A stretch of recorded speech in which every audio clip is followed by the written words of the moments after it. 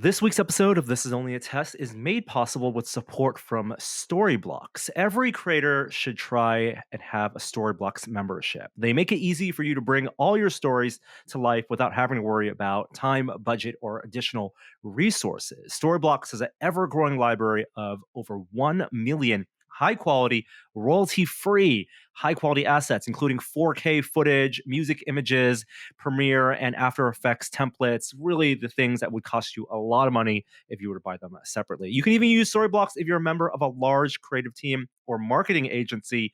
Learn more and subscribe today at storyblocks.com/onlyaTest. Again, that's storyblocks.com/onlyaTest. And thank them for making this episode of the podcast possible. Hey, let's start the show. For Thursday, February 25th, 2021. Welcome to This Is Only a Test, the official podcast of Tested.com.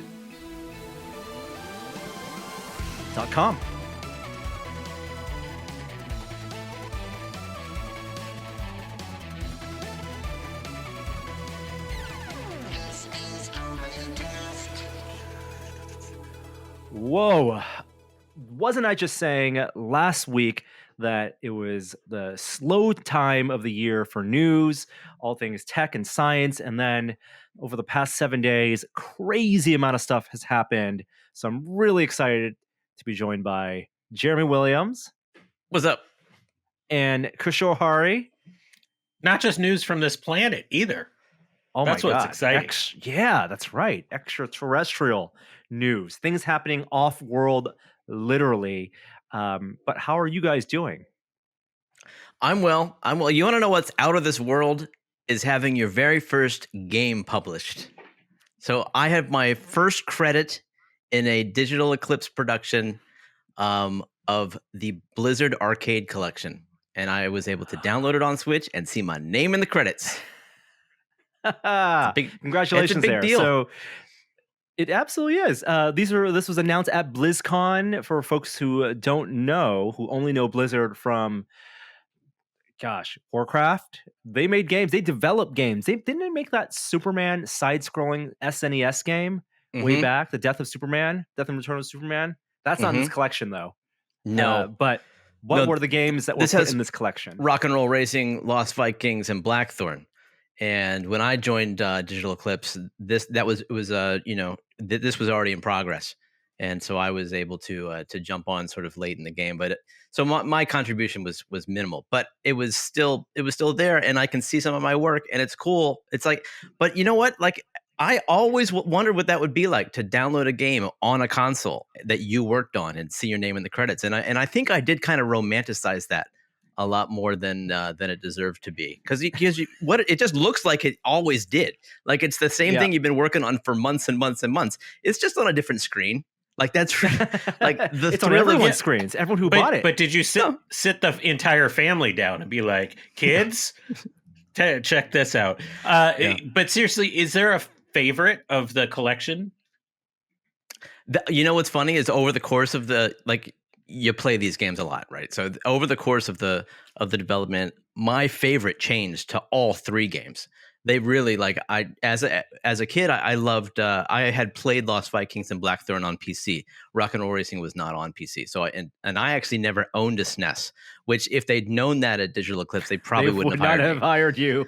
But so over the course of it, I really fell in love with Rock and Roll Racing. Like, it's a tight racing game, and it's a ton of fun to play multiplayer. And you can now play 4-player for the first time with the new Blizzard Arcade Collection. But I think I ended up with Lost Vikings as my favorite, which it's more of a puzzle game, but it's just it holds up if you got the patience for it, because it is one of those games that modern day may not have been made the same way. So now you can save and load, which solves a lot of the problems, and play through it. It's a ton of fun. Great sense of humor. And is it like turn-based kind of, in terms of like you use the Vikings one at a time, they each have their abilities? I remember it was a SNES game. That's how I remember it, and it's had so much personality. It is. If you play it single player, it is turn based, but you can play it multiplayer. And now with this package, you can play with 3-player, all at the same time. You just all have to stay on the same screen, which requires its own strategy. which is if you fall off screen, you do have to switch to the Viking and control it. But anyway, the development process was so fun. It was just so fun, and I'm really super proud to be a part of that team. That's awesome. Well, congratulations, and people can check it out. Like you said, it's on Switch. It's on a bunch of different platforms. Xbox, PlayStation, PC, and Switch. And where can people find your name in the credits? You have to beat the game, sit through the credits. Where can they just jump to the end and see Jeremy Williams? In fact, I highly recommend it. You start up the product. You don't even start one of the games. You don't go to the museum. You just hit the X button to go to the options, and you go to credits. And then you wait. There you go. You wait maybe 10 seconds, and then you'll see my name rise up. It's great. It's the first Easter egg, right? Adventure. The first time developer put his name in the game. Adventure. The end of Ready Player One. This is your romanticizing of that. Well, congratulations. I hope it doesn't take away your enthusiasm for game development now that you've gotten that off your bucket list. Kishore, how about you? What's anything new, exciting going on? Doing great. It's summertime in the middle of winter here in San Francisco. Oh my gosh. So I'm just enjoying myself. Yeah. I'll get some plugs out of the way first early. If you've been following our YouTube channel, you'll know that we've been rolling out a bunch of videos from Adam and our trip to Animax Designs. This is a character animatronics company out in Nashville. And we did this trip way back in October of last year. This is when I did the podcast from a hotel room. And the videos are finally starting to roll out. All ties into Adam's big build, multi-part build of yes, we know it's bigger than a true to life velociraptor. There are other dinosaurs that it's large, velociraptors are smaller technically, but it's his idealized velociraptor, and it's really, really impressive and amazing. We're talking a full walk around suit. So part 2 just went out this week, and we'll have 2 more parts as well as a bunch of other videos from our trip to Animax. So please check those out after listening to this podcast. But we have so much to talk about, so I'm going to jump quickly to our top story this week.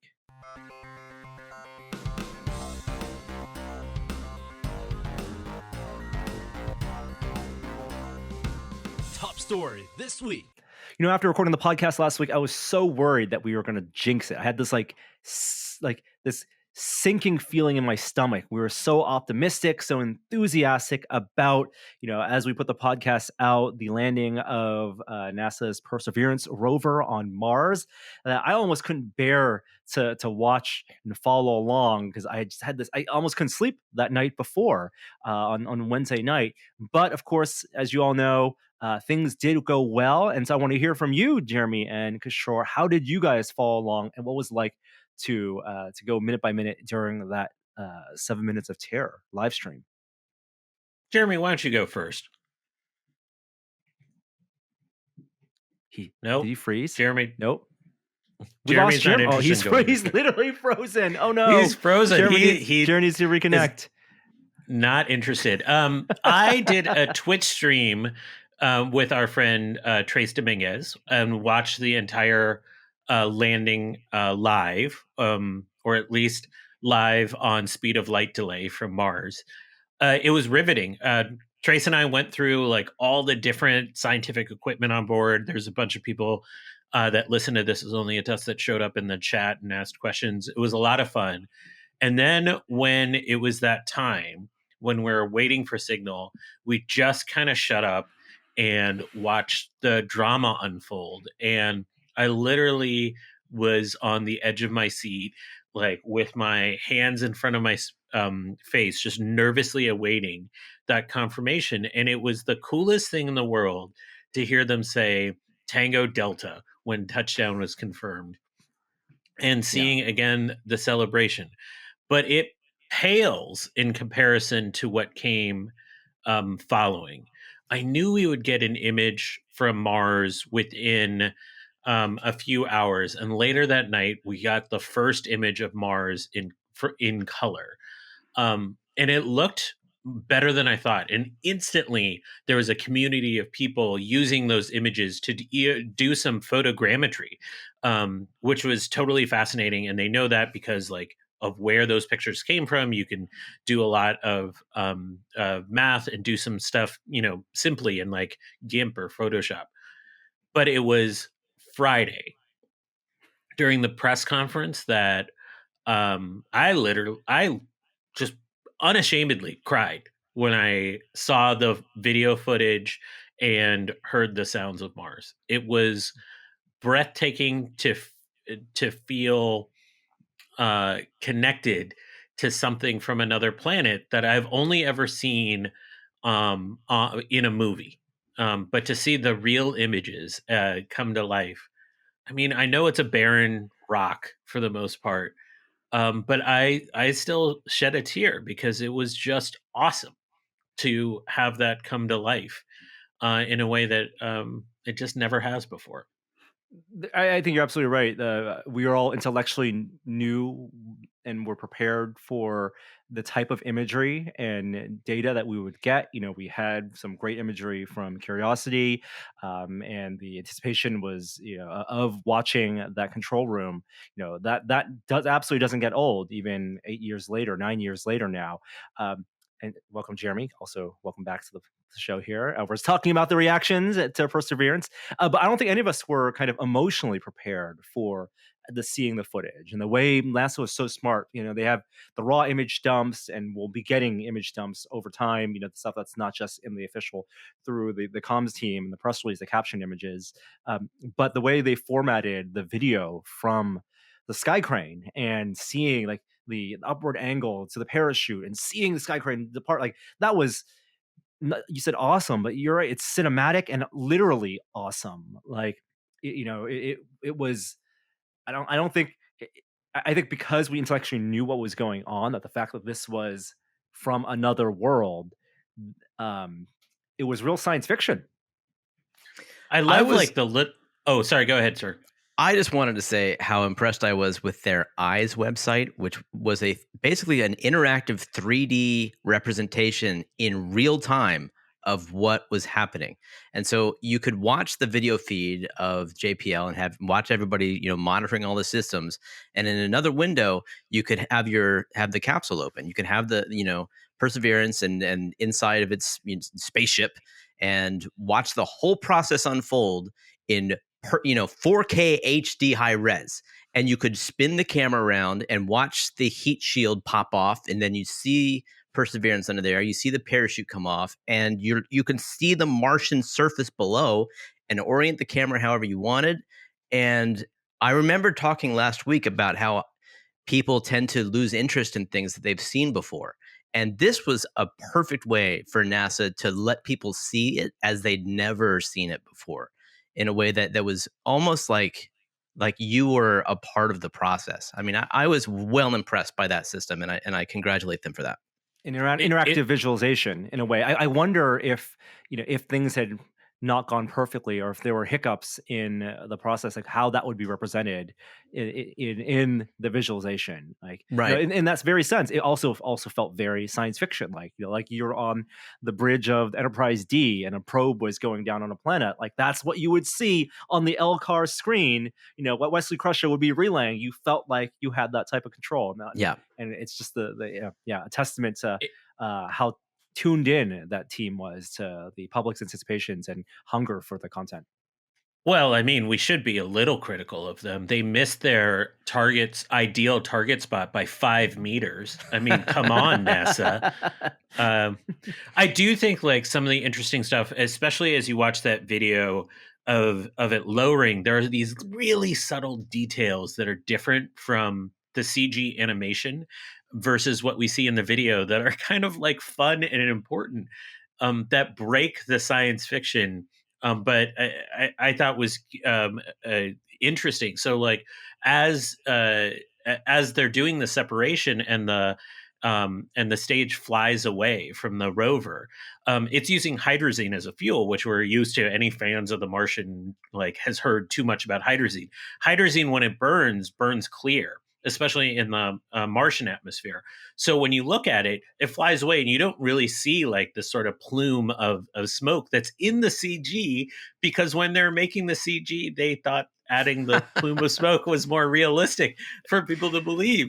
And so there's like little details like that that are just fascinating. When I first saw the video, I mean, I knew it was the real video, but it looked so similar to their animations that it was uncanny how perfect it was. But really, it's kind of the silliest thing, but hearing the sounds really was something special. Even though it's nothing, it's wind on another planet. I Um, thought we'd heard sounds from Mars before. Am I mistaken we've about never that? had microphones on board, and like the microphones are set to fail because like all the equipment on board is essentially off the shelf stuff, like the camera sensors, the microphone to a certain extent. I mean, if you want to get technical about it, Insight that landed on Mars and that was detecting vibrations in the geology, and so audio and vibrations are just different ends of the different parts of the spectrum. So yes, you could turn those signals into an audio waveform, but this is in the listenable spectrum. That's what we're talking about. Yeah, come on. Like if like the Mars will actually people want to come after me, fine. But this was real audio from Yes. Mars, and it was cool. And it's nothing. It's just like a wub wub wub wub, and you hear the rover a little bit in the background. But I thought that was the coolest thing. And those microphones are probably going to fail relatively soon compared to the camera equipment because they weren't built for that level of cold that Well, you it's going guys to want to hear the wub experience. wub wub? Let's Yeah, for play it. people Yeah, out yeah, there. yeah. Yeah, yeah. Here we go. Here's a little bit of for the next 10, 15 seconds. The sounds of Mars.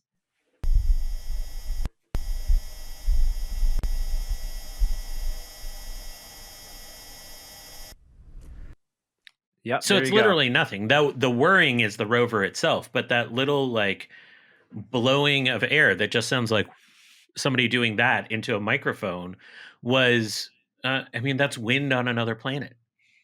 So It's you also awesome. mentioned the cameras, and not only were they full color cameras, but the number of cameras, the positioning of the cameras, especially getting video, high frame rate photos stitched together in a video format for the landing in multiple angles, it's provided just so much art and visualization. You also get a sense that not only are these engineers that put this together, but scientists are great.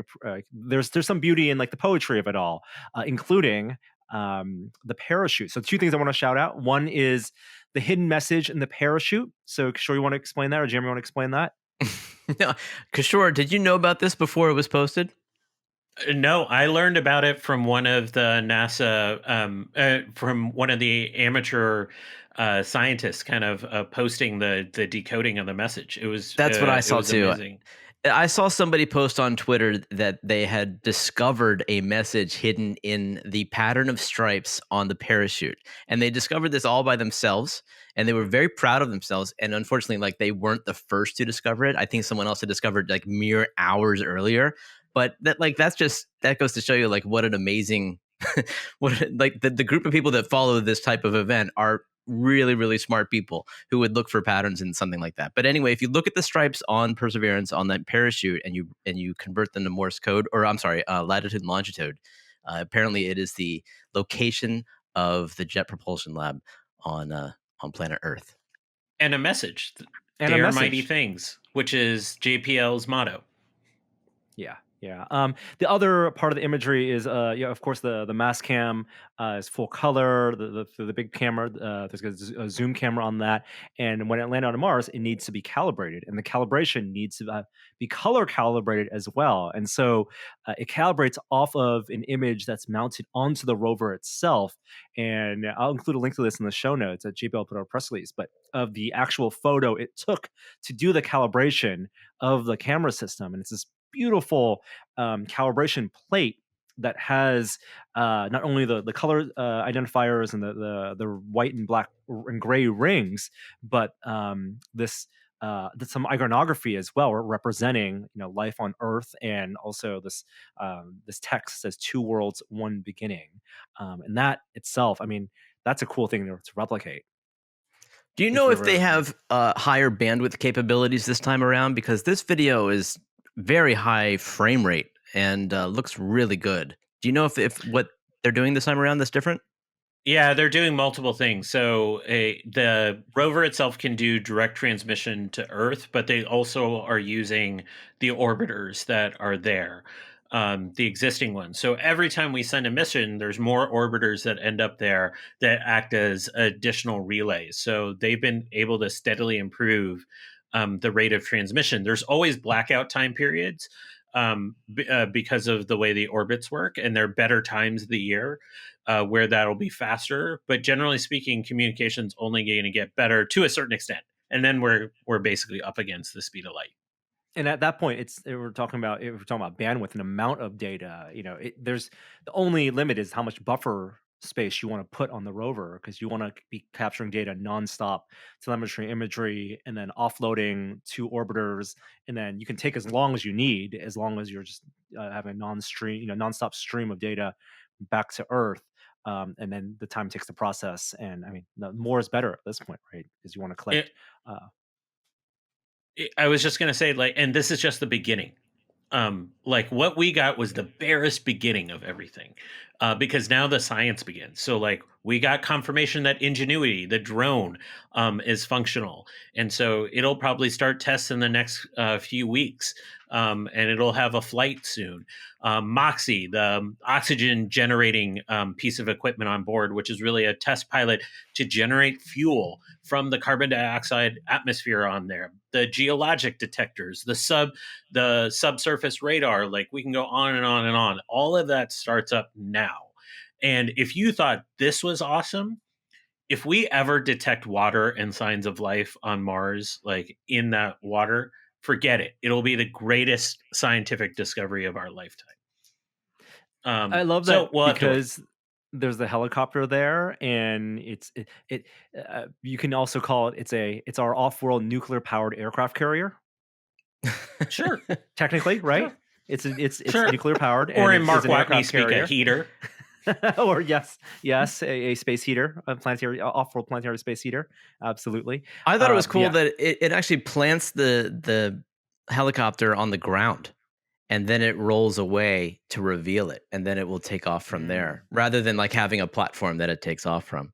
I just want to say to Perseverance that if the drone doesn't work out, like, it's okay. I have completely demolished my DJI drone into a cliffside, and I have thumbs. If Perseverance and the drone don't quite work out, like I'm not holding my breath for that one. That is a moonshot if there ever was one. Do you know if the helicopter has a camera on it, Kishore? Yeah, it does. And isn't that the point? I believe it does. I actually think the drone is the one thing I'm most confident in. Really? Because like you can't test the landing of the rover on Earth because there's like all sorts of parameters you can't. They used vacuum chambers and built like the correct pressure of the Martian atmosphere and flew the drone in it. Like that thing is going to work if it turns on. So like, I think like we literally saw like a Boeing plane land with its engine on fire the other day. Like the physics of this is going to work. Yeah. Like, I'm not worried about that. They have expressly said that the drone is not a high priority item. Like it is an experiment. It's not. It's an experiment, and if it works, great, and it will teach future missions. But I just have, who knows what the wind conditions are going to be like. I guess they do, and good luck. I can't wait to see it if it works. I'm just like, if it does work, I'm going to be like blown away. So great. Are we getting a droney? Is that the idea, that it's going to fly up and film the rover itself? No, it's not. The reason it's so far away is that the drone's going to kick up dust, and that'll mess the calibration of the other equipment. So the reason it deposits it is just to get away as far as possible, so that there isn't disturbance. And that's just how it goes. It's going to be a while before that drone really flies. I mean, it has to do all these different things to test its startup, and it's like going to go up and down at points before it actually takes any flights. You're saying NASA JPL engineers have way more patience than the standard consumer who goes to a Best Buy and buys a DJI drone, and the very first thing they want to do is not read the manual and launch it and then crash it. Yeah. Right? Okay. When there's one drone on the entire planet, you take your time. Yeah, that's right. That's true. Yeah, very cool. Okay, let's move on to pop culture.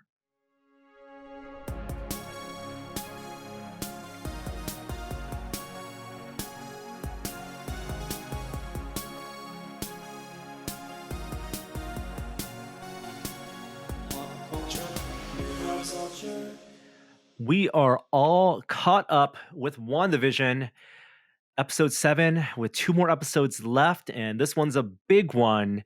Um, gosh, I don't want to go into spoilers immediately. I will say I was pleased with them keeping the format of having a half the show being set in the real world now and half the show being a parody of a now aughts era 2010s era sitcom, and I think it was very predictable which one they went for. I would say that I really love the opening theme music that they chose for, and the way they shot it all was. Was very true to those sitcoms that they mirrored, The Office and Modern Family, and had one hell of an ending. It was good. It set us up. Like, I feel like we're rounding the corner for a really big finale. Um, I know people are really buzzing after this episode, but to me, I was more like, okay, we got the setup. Like, let's bring her home. It also concluded a lot of wild theories I had in my head, that are just like were wildly unrealistic, and it just basically closed off some of the wilder ones in my head, which is a good thing. Yeah. As a comic books fan, I think we can say that you messaged me and you postulated out there, you put out there Simon Williams as potentially One Direction, and now that no I'm not ready to way. give up. You're I'm not not ready okay? to give up. Okay. All right. Well, it's out on the podcast now. So if it happens, then I will owe you. I'll owe you something. I'll owe you a tip the hat. Absolutely, no prize for sure. But let's turn on the spoiler light and get right into it. Spoilers aplenty. As episode 6 ended, the hex expanded way beyond the original confines of the city of Westview. So part of the sword operation got engulfed in it. Darcy also got engulfed in it, and the Vision is kind of stranded at the edge of the hex, trying to get back to Wanda. And so they're not together this entire episode, but it is mostly the sitcom version of it. It's the Modern Family take, where Wanda is talking to. They have these confessionals, sitting on the couch, talking to camera, talking about their emotions, an exploration of their feelings. I thought the part was that felt very true to a Modern Family or The Office. I like Darcy, by the way. I thought the character development they've done with her, when you rewind the clock to the original Thor movie, where she was meant to be kind of an irritating thing, to who she is now. Somebody with authority, still a little bit of sarcasm and sass, but generally a really good heart. I really like what they've done there. Can we talk about Photon emerging?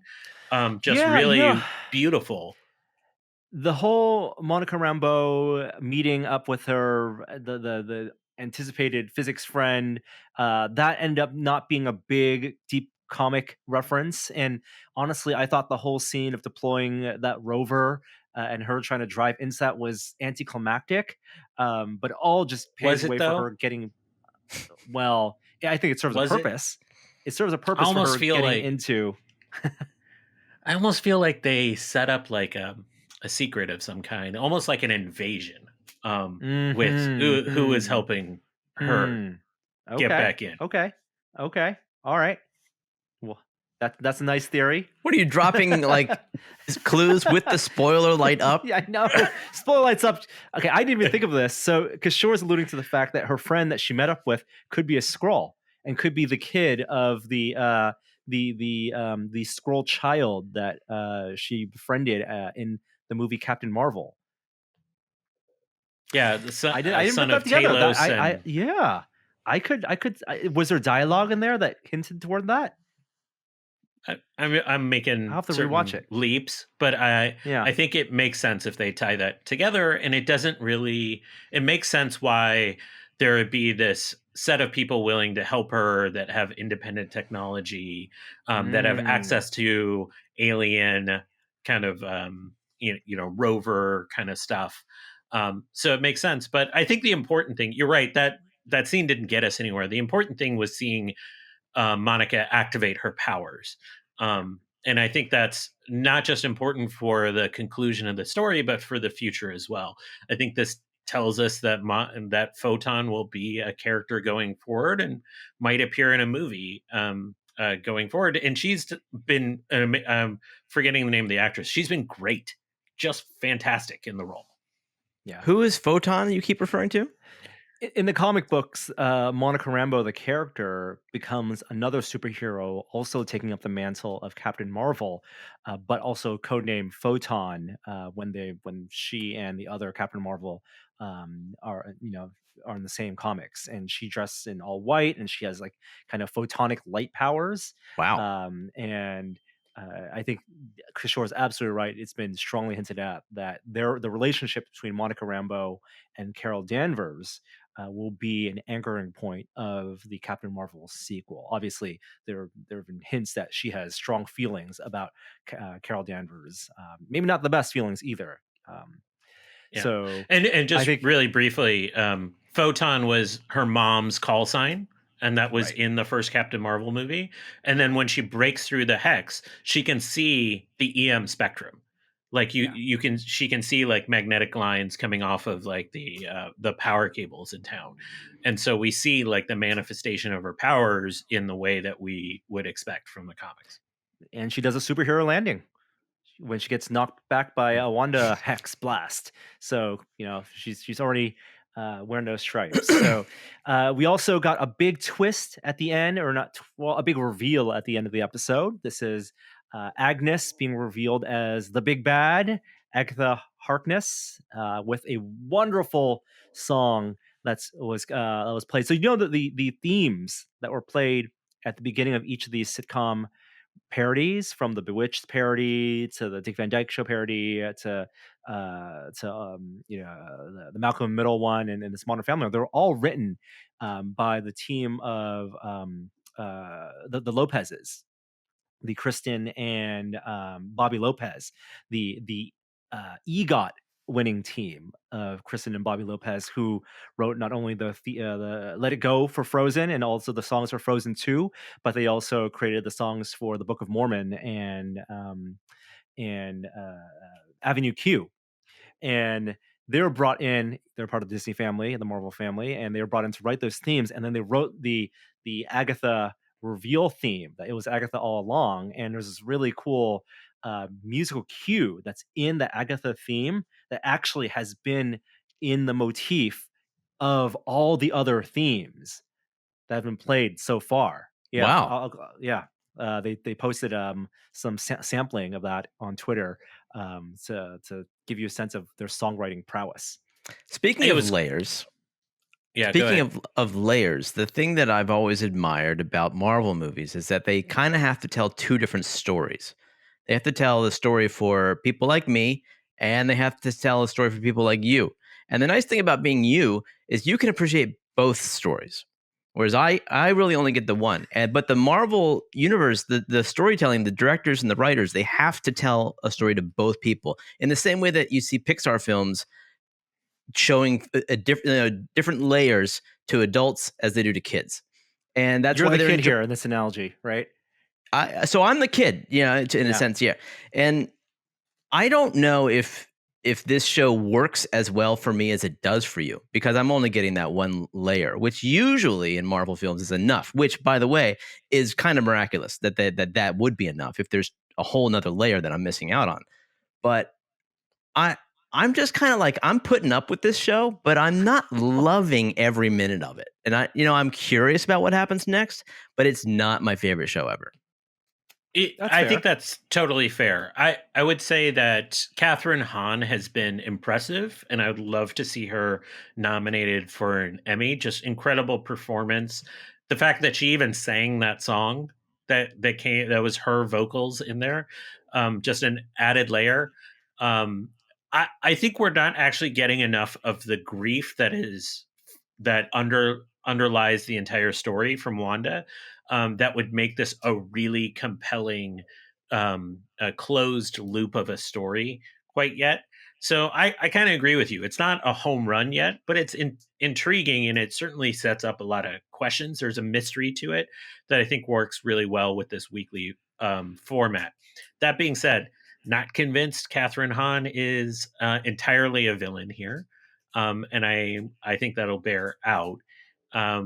and I think they have a lot to land in the next 2 episodes. They have to be judicious about what they do and how they do it. And land just not just plot wise in what happens to the people of Westview, but also land emotionally connecting again that grief that's been this theme that they've only briefly explored with, like, one of the best scenes in the series so far was Wanda leaving her persona, exiting the hex, and then going back, like that switch on and off. We want to see more of, and also maybe they'll have a flashback to her rescuing Vision from Sword, and that's something that I think would give a lot of room for the emotional exploration. They showed the security cam footage of that, but you want to see more of like a high Oh yeah, resolution, like really there. Yeah. I want to see the acting, perspective. exploring Yeah. exactly her perspective, the motivations of it. Yeah. And I think that will go a long way to justifying her actions, for being this agent here that causing this anomaly. So 2 more episodes left. There's still one big surprise that's, everyone's been alluding to at the end of the show. I fully expect not all threads to be tied up, because this will lead into the Doctor Strange movie coming out next March. So there's a lot to come. Also, this is the first of this series that had a mid-credit stinger scene. So if you watch the credits, you'll get an extra scene that shows what happens to Monica Rambeau. It's right after the Agatha Harkness reveal. Yeah, these episodes still feel way too short, even at 30 minutes plus, 5 minutes of credits. What's the official Moving word on future WandaVision? Is it over for sure? Oh yeah, I think all of these are kind of limited series. Like they're not done in a standard. These are also big movie stars that they got, right. So they think of these as long form storytelling, HBO style limited series, where they're telling a specific thing, connecting the movies, because the money's still going to be, a lot of it's going to be in the movies, and it's not a format that can sustain multiple seasons. It's not The Good Place. And then a lot of moving right into more Marvel and MCU news. We're starting to see that really ramp up. Of course, WandaVision, when that wraps up, you're going to get Falcon and the Winter Soldier. But they also announced that the Loki show has a release date now. It's going to be in June. So right after Falcon Winter Soldier, we're going to roll into the weird Loki show, which we saw a glimpse of the trailer for. This is the Loki that escaped in Endgame, in the middle of Endgame. So an alternate timeline Loki, not the one that died at the beginning of Infinity War. So we have no idea what that's going to really be about. But not only that, we're expecting Hawkeye at the end of the year. We're expecting Ms. Marvel TV shows. So, 5 Marvel TV shows on Disney by the end of the year. In addition to Star Wars stuff, like the Bad Batch, the animated Star Wars show that's coming out on May 4th. MCU movies, we're getting theoretically 4 of them this year. Black Widow, which was supposed to come out last year, getting pushed to this summer. But in addition to that, we're also getting Eternals, Shang-Chi, and this next Spider-Man film. That's so weird that the last MCU movie we got was in 2019, which was Spider-Man Far From Home, and we're going to get its sequel as one of the next MCU films at Christmas this year. And the crew of that movie, the cast, Tom Holland and Zendaya, announced the movie title. Have you guys seen this? What the movie title is? I forget. Well, the name Home has been a motif in all these. So the first Spider-Man movie in the MCU was Homecoming. Then they had Far From Home. And so a lot of people wondered if it was going to be something like Homesick, or, I don't know, like Home Alone. Home Alone, exactly. Phone Home, right? A lot of possibilities there where they stick to it, and they are sticking to it. It's going to be called No Way Home, which, if you read that as a way of no turning back, because at the end of Homecoming, you had the unveil of Peter Parker's identity to the world, but also potentially, if you believe the rumors to be true, of a multiversal intersection of characters. Maybe it's much like Spider-Man Into the Spider-Verse, in that the other characters from the other multiverses are trying to find their way home to their universes as well. It's a little dark. I will say that if you appreciated the break from Marvel, all of that's gone, because I saw some tentative fan schedules that were out. There is only, if they stick to the movie schedules, there's only going to be 4 weeks the rest of the year that doesn't have a brand new TV show or movie. That's nuts. I mean, are we? I guess we're hungry for it. It's really going to be about how the world's doing. I mean, all this stuff.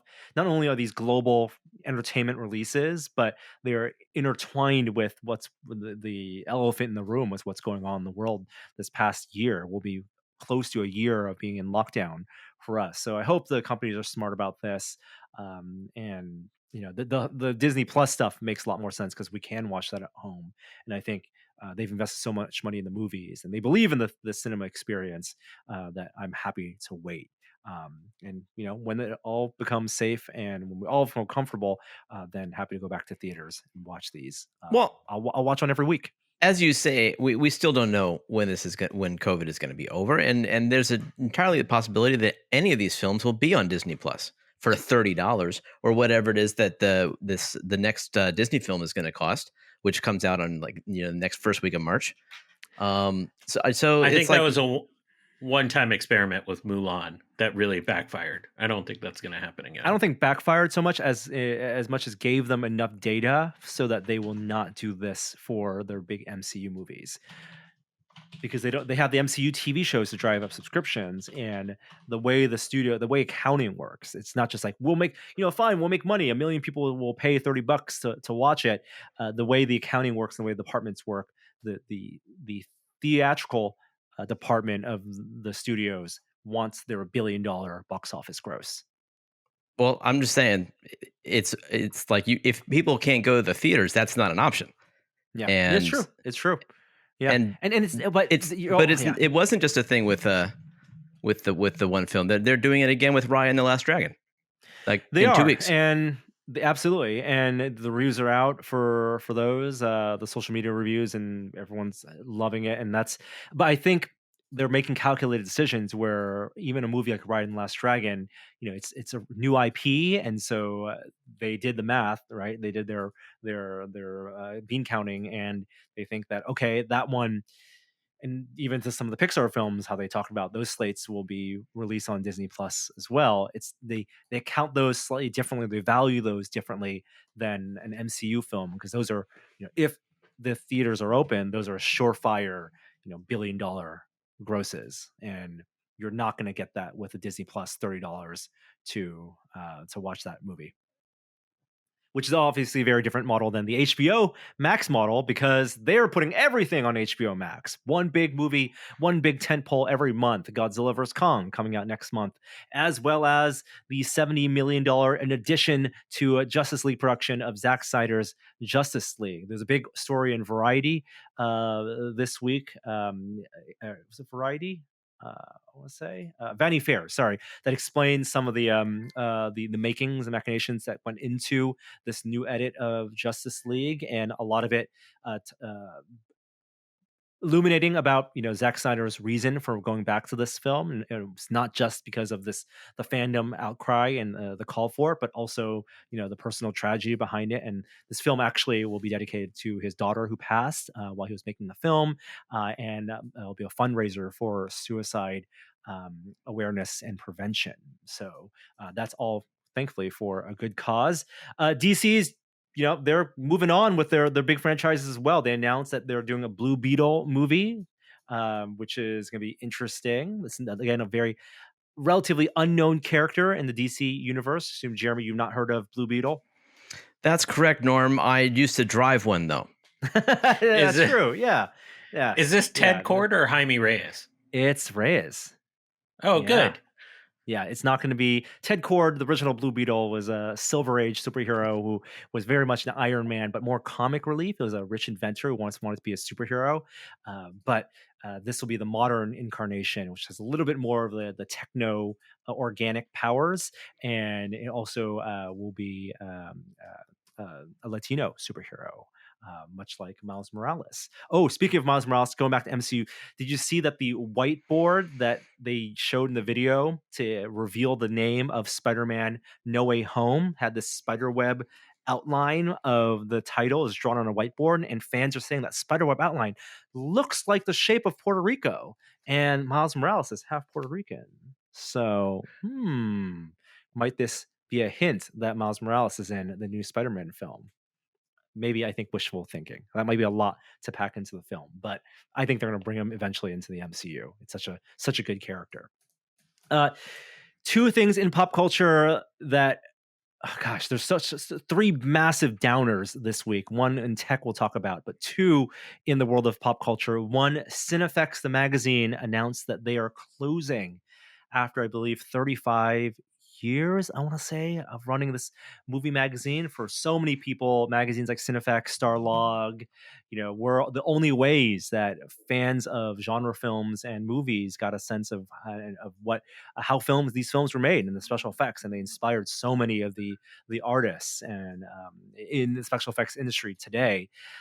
Well, because of COVID, because of lack of advertising revenue, and because of the inability to go on set, the magazine is unfortunately shuttering its doors. They had the entire back catalog at some point on their app for you to purchase individual back issues digitally, and hopefully that's still a thing that you can still purchase, because there's so much good information, and it's one of those few things that you could collect and you go back and were timeless.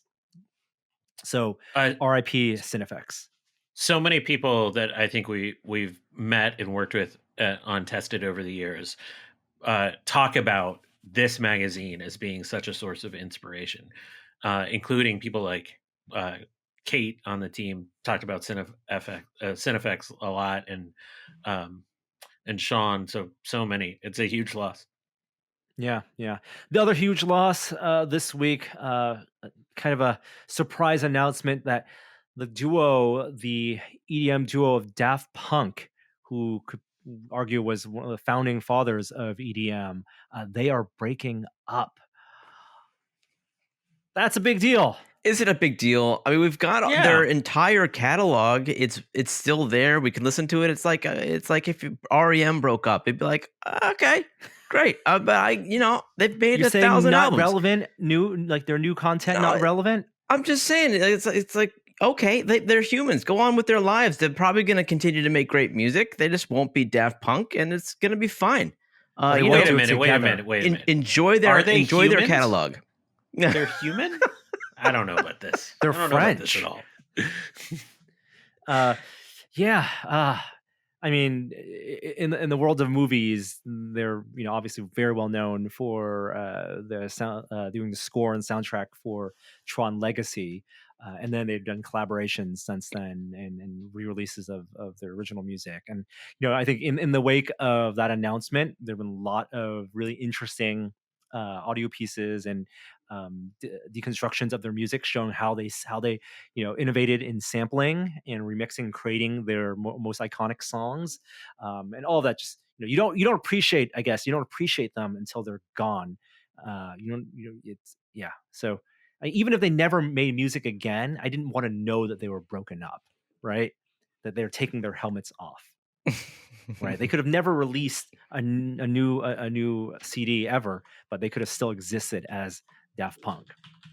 I just love how they did it too. They released a YouTube video that was all weird and funky to announce the breakup, where like one of them blows up in the desert. It's weird and awesome. Yeah, I think that's actually one of the same places that we got to go to film a rocket launch when Joey and Simone went to do a rocket launch event, because they recognized some of the mountains in the back were the same. It was like close to Mojave. Yeah. I think that does it for pop culture.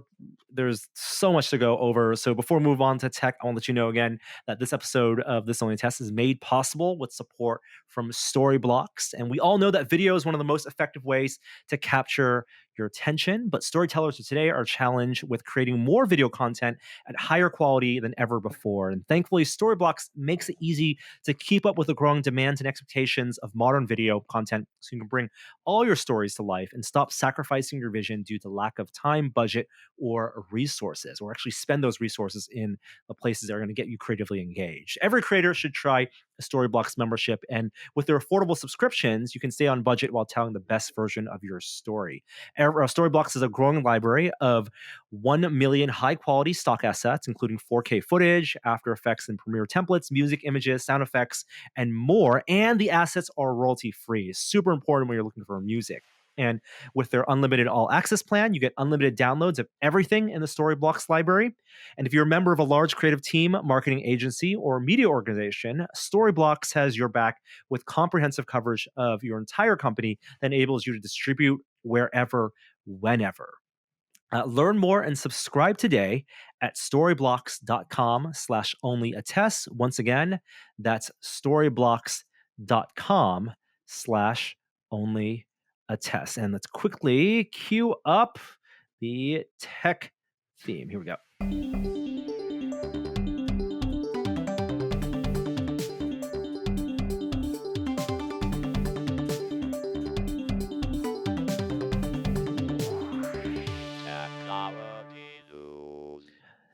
We can spend the short time we have here to talk about, Android getting some updates. You can do scheduled texting now on Android. A big Mozilla update on Firefox.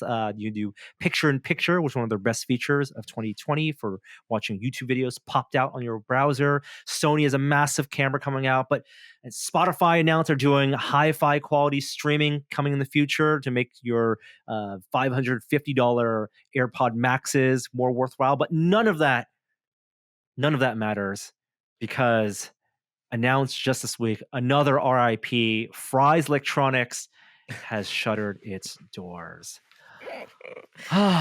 Your Best Buys are no longer at Fry's.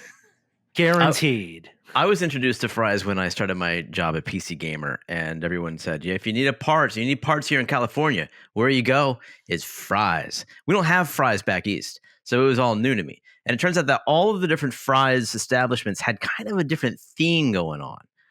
So this is for people who don't know around the world, Fry's is an electronics store, long running since the 80s, maybe even a big box store. We're talking about the Costco of computers and electronics. And before there was a Best Buy, in the world of Circuit Cities and Good Guys stores around the states, but mostly in the Southwest and the West. And it was a place where they got these Costco-sized warehouses stocked them full of electronics.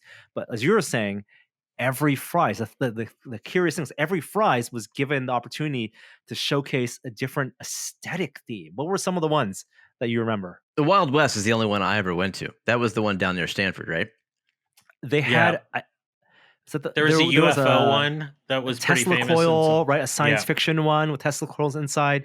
The one that I remember the most was the Aztec theme one that had the entire outside looked like a Mayan temple. And there was a train theme one, but the themes were like this really kind of anachronistic way of catching your eye of making a store not boring on the inside when you were talking about just aisles of computer goods, of mice, keyboards, and back then sound cards and graphics cards. And it was a place you went to get motherboards and CPUs and pay. And before they were famously resistant to having a website, to having a place to order online. Their website was just the hours for the stores. And they had 31 stores across 9 states. They'd run for 36 years, longer than Cinefex. And they just announced last night via their website this business, which had been family owned, because of online stores and because of COVID, they had to shutter all their stores. To be fair, it's been in decline for a while. I think the stories that have emerged was back in the early days of Silicon Valley. Fry's was like a place a lot of early pioneers went and got like hardware to start up stuff. Like I read on Twitter today, like one of the earliest iterations of blogspot.com was literally birthed when somebody ran down to a Fry's and bought like a Celeron processor and like booted up Apache with it. Like there's all sorts of stories like that. And so it was a gold mine in those early days to explore computing and technology before the internet shopping took over. Recently, it has been kind of a desert unto itself. Like shopping at Fry's was not a positive experience for many reasons. Like opened packages, can't find things that that you actually want and need, that kind of stuff. But it kind of just heralded a moment in time, especially here in Silicon Valley, that I'll miss. And I miss like character in stores. It's Well, not and a thing also, we get all the time. sure, you being the Black Friday guy, that was one of the places for Black Friday, which was like the longest Yeah. lines because they had so many deals. Because it was like, on a normal shopping day, there'd be a great, it'd be a fun place just to browse and find like the hidden gem at Fry's. But on Black Friday, it was the place to be to get a big shopping cart full of all your electronics gear, your SSDs. Back then, and your hard drives and everything, your DVD-ROM drives, DVD writer drives, to buy stacks of spindles of 100 blank, DVDs. That was the place to go. And also before digital distribution of games, it was the place to wait in line to get Warcraft 3, right? It was a place to go to buy your box copies on midnight of PC games. It was at Fry's because we didn't have, the Best Buy culture wasn't around back then. I'm sure, Jeremy, you remember back in the PC gamers days talking about, the launch of games. Fry's would be one of the places to have like the midnight launch of a big PC game. I have lots of wonderful memories of going to Fry's, and I'm happy to leave them behind. The days of going to big box stores have long been over, and the fact that they were in business this long is quite frankly surprising. And as you said, they haven't really looked like they've been doing terribly well for a while. Yeah. I wish them the best. I'm glad they existed. They are a part of the DNA of this part of the country, and so many startups will have built their foundation on parts from Fry's, and we love them, but we bid them farewell. Yeah. It's nostalgia. It reminds us, of the adventures, the things that were formative in our growing up. Building our first PC. So many people I know in our generation built their first PCs going to whether it was a Fry's or a store like Fry's, a local computer store. And I think Fry's is one of the more recognizable computer stores because the age of the Radio Shacks and your neighborhood computer store. That was a thing, a neighborhood store that would get, 5 motherboards, the latest motherboards, and put in update prices in the local classifieds. Like that just doesn't exist anymore because Have you been to Central Computers? Yeah, been to Central on a mission. Yeah. Or it's like one block off Mission. It's Howard, somewhere around. Yeah, it's the closest thing. It's not Fry's. It's not anywhere near the size of Fry's, but it's like the size of a large Walgreens. And they've got a lot of stuff on display. I'm just happy to have that right now. I mean, I'm sooner than later we're going to be buying everything online, and it's definitely harder that way, especially with things like keyboards, peripherals you want to actually put your hands on, see what they feel like. That place certainly serves a purpose, or something you need that day, right, for troubleshooting. So many times I would need to, you'd make the trip. It would be easier, to make the 20-minute drive to a computer store to buy RAM, for to fix a computer and pay more than you would pay online just to not have to wait, 2 to 5 days for shipping. And I think hopefully that's still a thing. You'll be limited, but it's still a thing that's going to exist, whether in the form of a Micro Center or a Best Buy. But RIP Fry's. And if you have fond memories of Fry's, of even just vintage computer shopping experiences, share them in the comments because we'd love to hear them. One last segment for our show today, and it is actually going to be the VR Minute. The VR Minute. Virtual reality this week. One thing to talk about here, we actually have some news in the world of VR hardware, and it comes from the PSVR, the PlayStation side of VR, where PS5 obviously launched, still very difficult to buy, and we all wondered what would happen to PSVR, because PSVR hardware from the PS4 still works with PS5 with adapter if you have the first generation, but what's next? Is it something that Sony would continue? And yes, they are continuing it, but not anytime soon. So on the PlayStation blog, the president of PlayStation wrote a whole entry about what's happening with PSVR for PS5. And they touted, yes, they are working on it. Developers are getting them soon, but it would not be in 2021. So, in my mind, probably if GDC happens next year, something they show off next 2022 GDC, maybe something that's shown off in E3. So, mid to late 2022 at the earliest, as PS5 as a platform becomes more mature. So, I don't anticipate one backward compatibility with PS4. This feels like getting enough PS5s out in the world as an install base, almost like a year or 2 years into that launch, to have a good customer base to then adopt this whatever price accessory. But there are some interesting clues they talked about. One, they said a whole new form factor, wider field of view. It's still going to be tethered, single cable, they said. So they're not going wireless. We wondered if they would do some type of wireless video transmission over 5 gigahertz. But no, rendered locally, of course, with your PS5. And then a next generation, a novel controller interface. So things to speculate on, is it going to use the kind of haptics that's in DualSense? No need Will to it be speculate. It says it will. It will use that haptics, but what will be the ergonomics be? Will it be will the tracking be using a PSI like outside in tracking, or will they use an inside out style tracking system? Uh, None of those questions are answered, but the timing of this is interesting because obviously, we have the Quest 2 out, but we haven't seen new hardware over on the PC side and on the console side. What does this mean? Because VR isn't something that, if Apple announces something for VR, it's going to be a stepping stone to AR, and Facebook's working on AR. So why even put this message out now?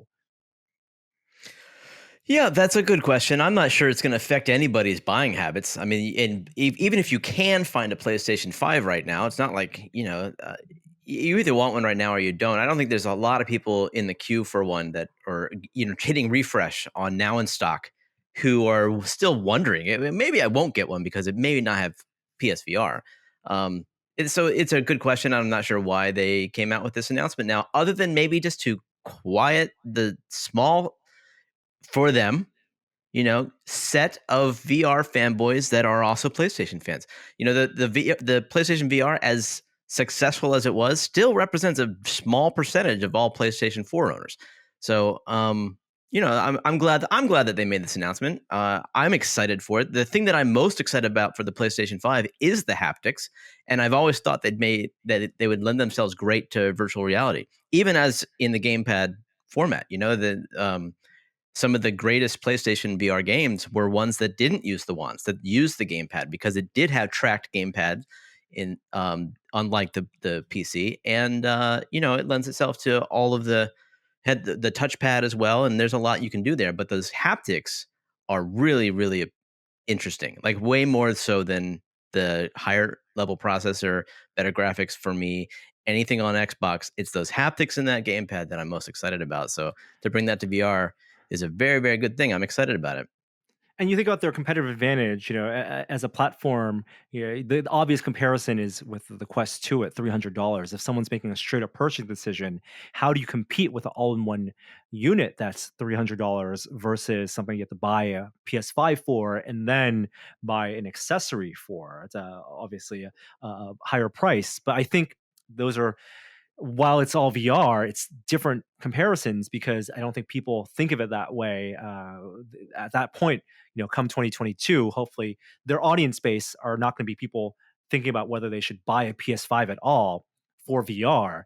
They're going to have PS5s and they're going to want to get those people who have PS5s to in their ecosystem, whether they're Sony fans, Sony IP fans for their first party franchises, or people who love the PSVR on PS4, to then get upsold. And there are a lot of very, very passionate Sony fans out there, and in the console world, people are willing to spend more money on games, right? The standard pricing, even for a VR game, it's $20, $30, $40, whereas on the Quest side, it still is more mobile pricing in that $10 range, with highest being like a $30 population one.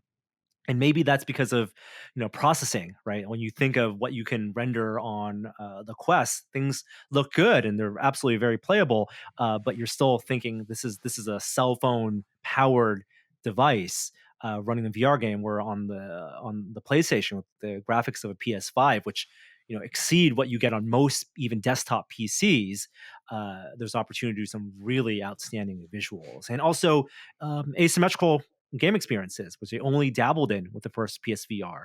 People playing on the TV alongside someone playing in headset in the same game. Yeah. I do think that the tether is going to hold it back. Like the and I know you probably feel differently about this because you're a big proponent of PC VR. Whereas I see part of the success of the Quest being directly tied, not just to the price, but to the all-in-one portability. There's nothing connected. And I think not having a cable means so much to people that they're willing to do, use virtual desktop and to stream even their PC VR games to the Quest. And It's if they yeah. could have pulled that off, I think that's my one wish, is they could have found a way to do Wi-Fi or 50 gigahertz, whatever it took to get a signal from the PlayStation to the headset wirelessly. Although I know that would cost more money. Like you have to have your receivers and your batteries in order to support that.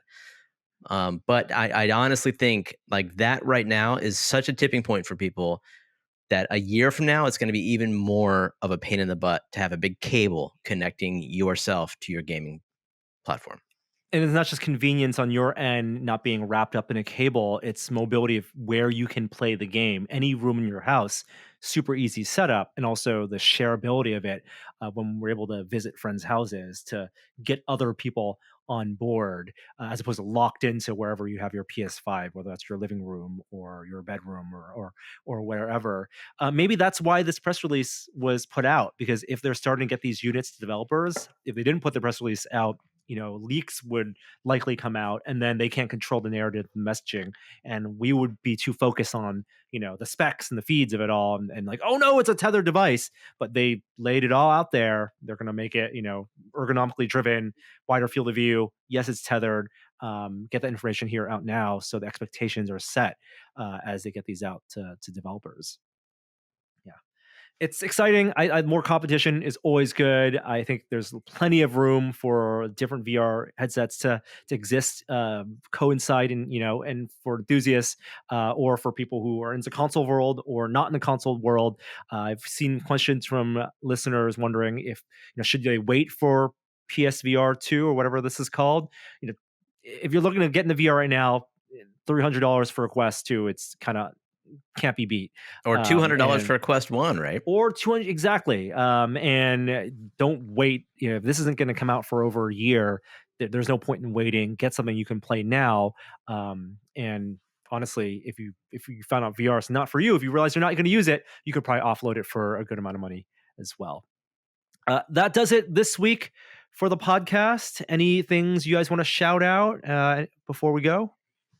Big Johnson & Johnson data gets revealed tomorrow and sent to the FDA for approval. We saw early data from a clinical trial of 44,000 people that is pretty positive. That's probably going to change a lot of things if it does get approved, and we'll know in the next 2 days. So probably by the time you're listening to this.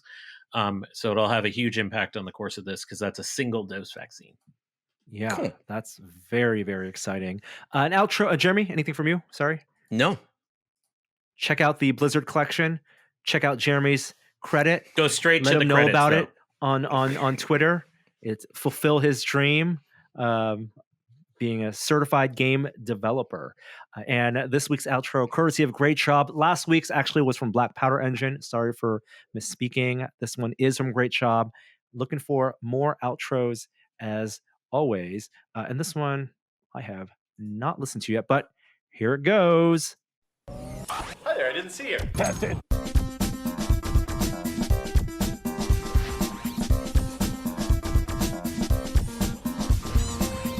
So, safe space. Will isn't here. How was Food 2.0? It was, I think, really trippy for Jeremy. Well, Jeremy, you had Will's avatar, so Yeah. Maybe I shouldn't have taken those drugs beforehand, man. tested. I'm not even sure what I was referring to. I have no recollection of what we just heard. None whatsoever. That's the best part of these outros. All right. Good to see you guys. See you everyone next week.